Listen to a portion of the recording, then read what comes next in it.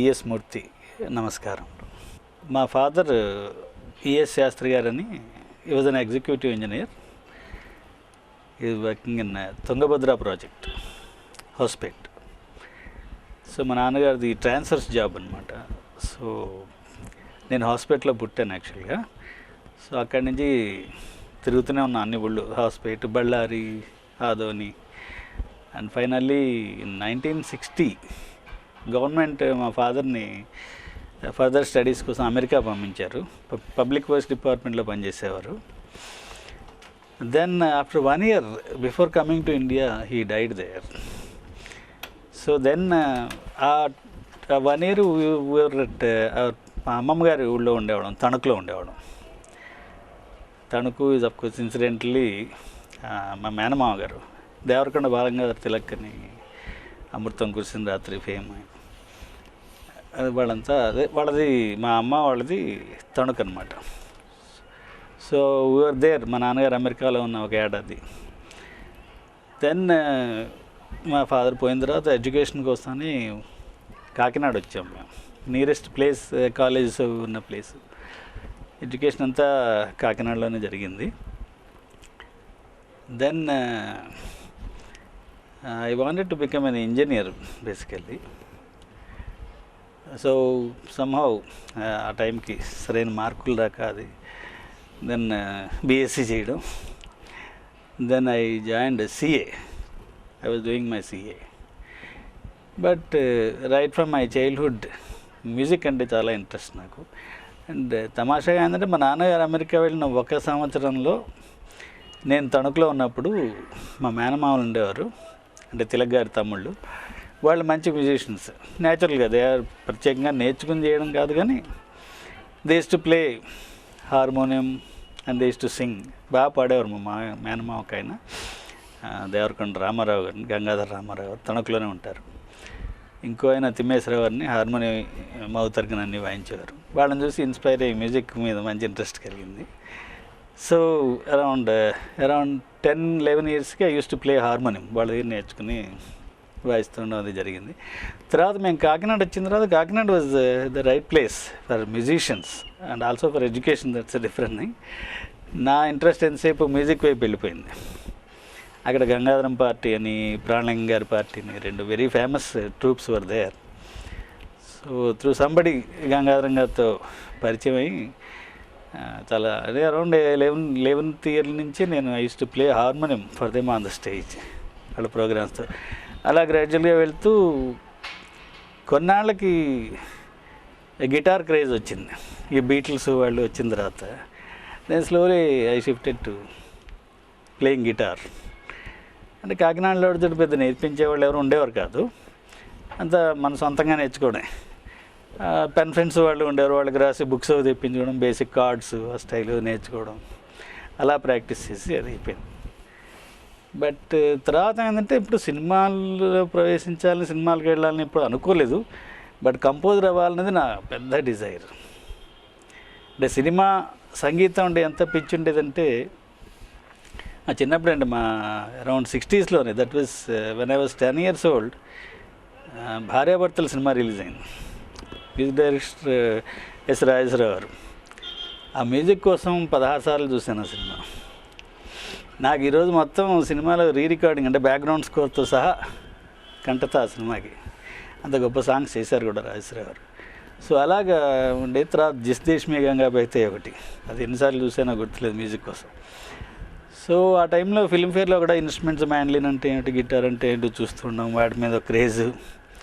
అలా మ్యూజిక్ మీద చాలా ఇది ఉండేది నాకు. So in course of time జనరల్గా మన సైడ్ గొప్ప సినిమా అంటే ఎవరు ఎంకరేజ్ చేయరు కదా ఇళ్లలో. సో నేను గట్టిగా సినిమాల్లో జాయిన్ అవుదాం అనుకోలే. ఎడ్యుకేషన్ ఇలా వెళ్తుంది. బట్ ఆ టైంలోనే around after my degree when I was doing my CA, ఇక్కడ యువవాణి ప్రోగ్రామ్స్ చేస్తుండారు ఆల్ ఇండియా రేడియోలో. యువవాణి అనే ప్రోగ్రామ్ ఉండేది. యూత్ని ఎంకరేజ్ చేయడం కోసం పిలుస్తుండేవారు. సో దాంట్లో పార్టిసిపేట్ చేయడానికి వెళ్ళినప్పుడు మాకు సొంతంగా మ్యూజిక్ కంపోజ్ చేసే అవకాశం ఒకటి వచ్చింది. జనరల్గా మనం కంపోజ్ చేసినా ఎవరు వింటారు, సినిమాకో దేనికో అయితే తప్ప. సో ఫ్రెండ్స్ ఏమైనా డ్రామాలో వేస్తే వాటికి పాటలు చేయడం తప్పితే ఈ ఆల్ ఇండియా రేడియోకి నేను పాటలు చేయాల్సి వచ్చినప్పుడు నాకు అవకాశం వచ్చింది కంపోజ్ చేయడానికి. బట్ తద్వారా ఇంకోటి ఏం జరిగిందంటే మంచి పని, అక్కడ ఆల్ ఇండియా రేడియో వాళ్ళకి మెయిన్గా వాళ్ళకి ఆస్థాన విద్వాంసులాగా ఆస్థాన రైటర్స్ ఉంటారు కొంతమంది, వాళ్ళు రాసినవే మనం పాడాలి. ఎంచేతంటే మిగతా మనం ఎవరైనా తీసుకుంటే దానికి రైట్స్ కావాలి, కాపీ రైట్, ఈ గొడవలు అన్నీ ఉంటాయని. సో అదొక ప్రాబ్లం. రెండోది ఏంటంటే మనం చేసిన ట్యూన్కి ఎవరు రాస్తారు, ఈ సమస్య రావడంతో ఐ స్టార్టెడ్ రైటింగ్ సాంగ్స్. అలా పాటలు రాయడం మొదలై నేను కానీ 4-5 ప్రోగ్రామ్స్ ఆల్ ఇండియా రేడియోలో ఇచ్చాను. That is around 24-30 songs I composed those days. I wrote and compose. మా అమ్మగారు బాగా ఎంకరేజ్ చేసేవారు. ఇప్పుడు మా ఇంట్రెస్ట్కి ఎగ్నెస్ట్గా పాపం ఆవిడ చేసేవారు కాదు. And she use to encourage instruments కొనుక్కుంటా అన్నా కూడా ఆ రోజుల్లో మా house rent 60 rupees. My first instrument was 200 rupees guitar. She never minded, కొనుక్కోమన్నారు అన్నమాట. సో అలా ఎంకరేజ్మెంట్ కూడా ఇంట్లో ఉంది. ఆ విధంగా దీంట్లోకి వచ్చాను కానీ అంతకు మించి ఫర్దర్ ఇది చేయడానికి అవకాశం లేకపోయింది. We're happy with that. మేము కూడా అప్పటికి ఇవన్నీ ఆర్డి బర్మన్ పాటలు వింటూ మనం కూడా కంపోజ్ చేసామని ఫీల్ అయిపోయేవాళ్ళం. అదే ఆ తర్వాత సిఏలో చేరడం జరిగింది. ఏదో ఒకటి సీరియస్గా లైఫ్లో తీసుకోవాలి, ఇంక ఇది ఇలా కుదరదని చెప్పి. సో అప్పుడు సిఏ చదవడం మొదలెట్టిన తర్వాత I was not interested in CA. చాలా డ్రైగా ఉండేది సబ్జెక్ట్. నాకు ఎంతసేపు అలా అని ధైర్యం చేసి అక్కడ మ్యూజిక్లో వెళ్ళడానికి ఒక ఇది ఉండేది కాదు. సో మెల్లిగా ఏంటంటే I use to apply for jobs all India radio, టీవీలో, అన్ని చోట్ల. ఇక్కడ దూరదర్శన్కి ఫస్ట్ హైదరాబాద్లో ఉన్నప్పుడు I applied for announcer job. దాంట్లో 70 మందో 75 మందో అటెండ్ అయితే 10 మంది సెలెక్ట్ అయ్యాం. అందులో 4 అబ్బాయిలు 6 అమ్మాయిలు. అందులో ఫస్ట్ నేమ్ నాది ఈఎస్ మూర్తి అని. I was very happy. ఇంకేం జాబ్ వచ్చేసింది అనుకున్నా. నెక్స్ట్ డే ఇంటర్వ్యూలో పోయింది, ఓవరాల్ ఇంటర్వ్యూలో. అలాగే 2-3 జాబ్స్ పోయాను. తర్వాత ప్రోగ్రామ్ ఎగ్జిక్యూటివ్ జాబ్ కోసం ఢిల్లీ వెళ్ళాను, యూనియన్ పబ్లిక్ సర్వీస్ కమిషన్ దాంట్లో. అది లాస్ట్ మినిట్ దాకా జాబ్ వచ్చేసింది అనుకున్న దాంట్లో అది రాలేదు, అది పోయింది. సో ఐ డిసైడెడ్ ఇవన్నీ వర్కౌట్ అయ్యేలా లేవు, మనకి సీరియస్గా చదువు మీద కాన్సన్ట్రేట్ చేయాలని చదవడం మొదలెట్టాను. ఈ లైన్లో ఉండగా సిఏ ఇంటర్ పాస్ అయ్యాను. సిద్ధిరా 2 what is examinations. First inter అంటారు, దెన్ ఫైనల్. ఇంటర్ పాస్ అయిన తర్వాత ఫైనల్ కోచింగ్ కోసం మెడ్రాస్ వెళ్ళాను. మెడ్రాస్ వెళ్ళినప్పుడు అక్కడ పసుమర్తి కృష్ణమూర్తి గారు పెద్ద డ్యాన్స్ డైరెక్టర్, మీరు అందరికీ తెలిసే ఉంటుంది. వాళ్ళ ఇంట్లో ఉన్నాను. వాళ్ళ పిల్లలు నాకు బాగా ఫ్రెండ్స్. వాళ్ళ ఇంట్లో ఉన్నప్పుడు అక్కడ అనుకోకుండా బాలసుబ్రహ్మణ్యం గారు ఏదో కాకినాడ నుంచి మా ఫ్రెండ్స్ కొంతమంది వచ్చారు. కాకినాడలో నేను ఉన్నప్పుడు వాళ్ళ డ్రామాస్కి వాటికి నేను మ్యూజిక్ చేస్తుండేవాడిని. వాళ్ళు ఇక్కడికి రావడం, నన్ను ఇలా మేము షో ఏదో వేస్తున్నాను రమ్మంటే వెళ్ళాను. బాలసుబ్రహ్మణ్యం గారు కూడా వచ్చారు దానికి, ఎస్పి బాలసుబ్రహ్మణ్యం గారు. ఆయనకి పరిచయం చేశాను.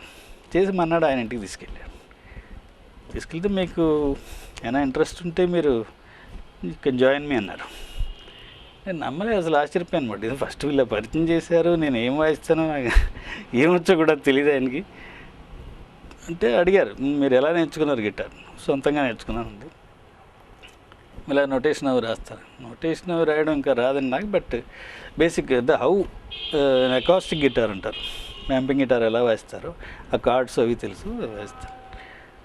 మీరు వచ్చి జాయిన్ అయిపోయినారు అంతే.